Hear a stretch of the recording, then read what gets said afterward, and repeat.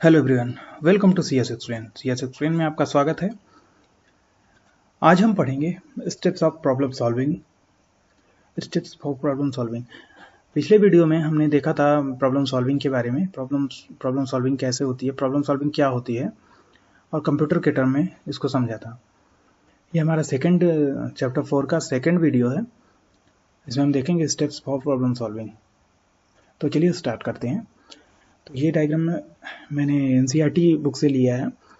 यहाँ पे चार स्टेप्स में प्रॉब्लम सॉल्विंग की जाती है। जैसे कि सबसे पहले एनालाइजिंग द प्रॉब्लम, फिर डेवलपिंग एल्गोरिथम, फिर उसके बाद कोडिंग, फिर टेस्टिंग एंड डिबगिंग।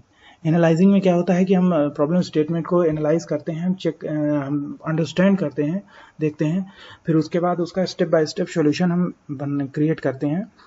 उसके बाद तीसरे स्टेप में हम क्या करते हैं, तीसरे पेज में हम कोडिंग करते हैं। हम उस स्टेप बाय स्टेप सॉल्यूशन के अकॉर्डिंग, ये जो स्टेप बाय स्टेप सॉल्यूशन होता है नेचुरल लैंग्वेजेस में होता है, और उसके बाद इसके अकॉर्डिंग हम एक प्रोग्रामिंग लैंग्वेज का यूज़ करके, जो हाई लेवल लैंग्वेज होगी जैसे सी, सी प्लस प्लस, जावा या फिर पाइथन, कुछ भी यूज़ करके हम कोडिंग करते हैं। कोडिंग करके हम अपने जो प्रॉब्लम स्टेटमेंट है उसका सोल्यूशन हम प्रोग्राम क्रिएट कर लेते हैं। प्रोग्राम क्रिएट करने के बाद फिर लास्ट स्टेप में आता है उसकी टेस्टिंग और डीबगिंग की जाती है। अगर कोई बग है उसमें तो दूर किया जाता है, उसको फिक्स किया जाता है, टेस्ट करते हैं डिफरेंट इनपुट्स पे। तो ये चार स्टेप होते हैं प्रॉब्लम सॉल्विंग स्टेप्स के। देख लेते हैं। तो सबसे पहला आता है एनालाइजिंग द प्रॉब्लम। नहीं, इसमें क्या है, understanding the problem is very important. If we are not clear as to what to be solved, we may end up developing a program which may not solve our purpose. तो जैसे मान लीजिए अगर हम कोई प्रॉब्लम स्टेटमेंट है, अगर हम उसको पहले समझना बहुत इंपॉर्टेंट है। अगर उसको गलत तरीके से हम सॉल्व कर लेते हैं, बिना उसको समझे ही ऐसे ही सॉल्व करने लगे, तो हम गलत सोल्यूशन पे पहुंच जाएंगे। हमें पहले समझना होगा कि हमें सॉल्व क्या करना है, हमें इनपुट्स और आउटपुट्स को समझना होगा, फिर उसके बाद हम उसका सोल्यूशन क्रिएट करते हैं। तो understanding the problem is very important. और एनालिसिस में क्या करते हैं हम कि हम इनपुट्स और आउटपुट्स को भी समझते हैं। जैसे कि हमें क्या इनपुट देना है, क्या आउटपुट नहीं देना, क्या हमें आउटपुट प्रोड्यूस करना है, इसके बारे में भी जानना बहुत ज़रूरी है। पहले हम प्रॉब्लम स्टेटमेंट को अंडरस्टैंड करते हैं प्रॉपरली और उसकी फिजिबिलिटी चेक करते हैं। फिर उसके बाद हम देखते हैं कि क्या इनपुट हमारा रहेगा, क्या आउटपुट रहेगा। जैसे सपोज हमें फाइंड करना है कि प्राइम नंबर का एग्जांपल ले लीजिए कि हमें गिवन नंबर, एक नंबर दिया गया है, हमें ये बताना है कि ये पर्टिकुलर नंबर जो प्राइम है कि नहीं है। गिवन नंबर इज प्राइम और नॉट। तो इसमें जो इनपुट है वो हमारा गिवन नंबर है। आउटपुट क्या प्रोड्यूस होगा, आउटपुट हमें एक स्टेटमेंट प्रोड्यूस कर सकते हैं। ठीक है, तो जो आउटपुट होगा हमें देखना है कि क्या हमें आउटपुट प्रोड्यूस करना है। और हमें एनालाइज में क्या करेंगे कि हमें एनालाइज करेंगे, हम देखेंगे, चेक करेंगे कि प्रॉब्लम एक्चुअल में पॉसिबल है कि नहीं ऐसा इसका सोल्यूशन देना। और एक ये भी है कि प्रॉब्लम को समझेंगे प्रॉपरली। ठीक है, तो ये होता है। अगले स्टेप में आता है डेवलपिंग एन एल्गोरिथम। जो सॉल्यूशन है,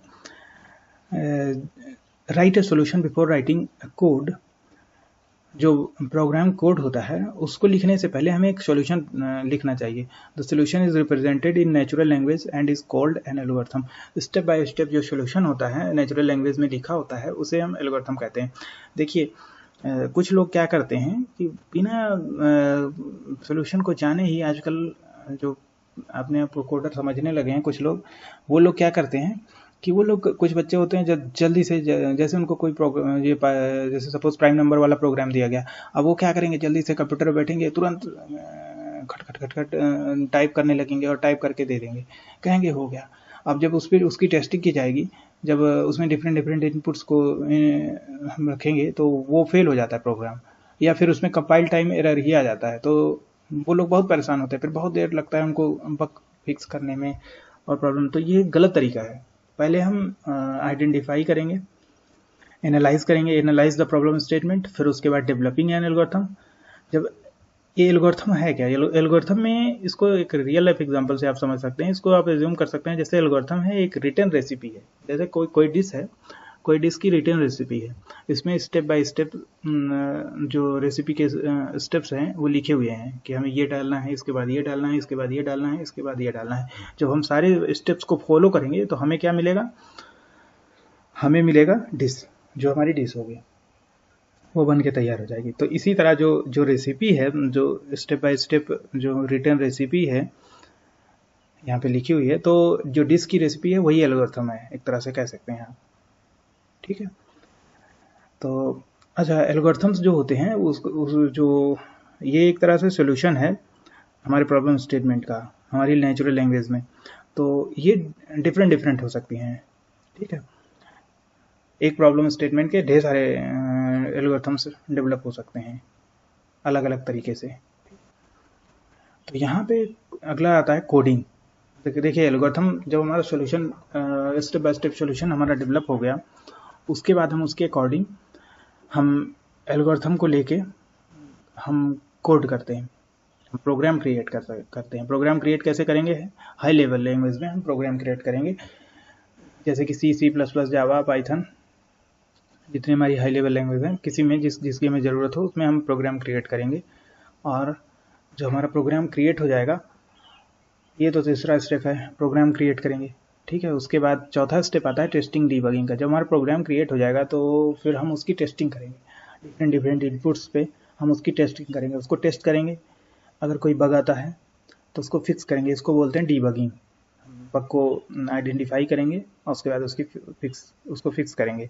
तो यहाँ पे देख लेते हैं, the program should meet the requirement of problem statement, it must respond within the expected time, it should generate the correct output and for all possible inputs, ठीक है। जो हमारा प्रोग्राम है वो एक्सपेक्टेड टाइम में हमें output provide करना चाहिए, और जो हमारे इनपुट है, पॉसिबल इनपुट्स हैं, उस पर हमें करेक्ट आउटपुट जनरेट होना चाहिए।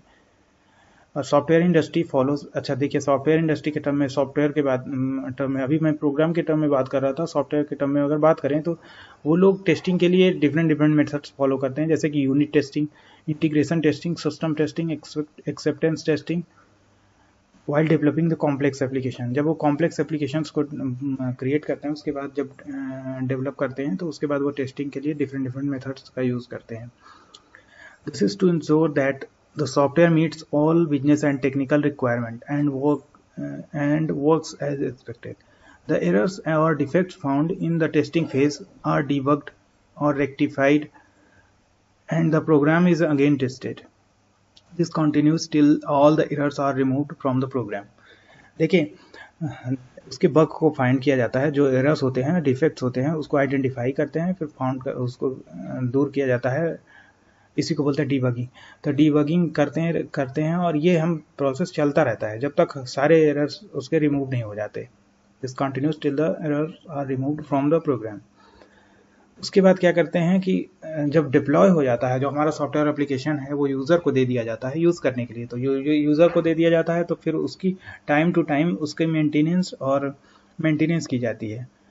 उसमें फिर अगर टाइम टू टाइम कोई एरर आता है, कोई प्रॉब्लम आती है तो उसको दूर किया जाता है। Once software application has developed, tested and delivered to the user, still problems in terms of functioning can come up and need to be resolved from time to time. The maintenance of the solution thus involves fixing the problem faced by the user.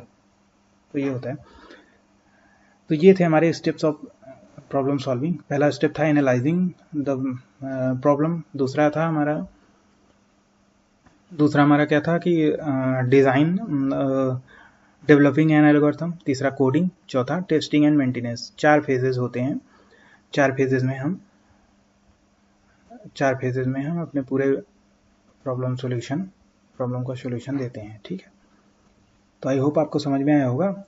अगर समझ में आया तो हमारे channel, इस video को like करिए, video को शेयर करिए, हमारे चैनल CS Explain को सब्सक्राइब करिए। Thanks for watching.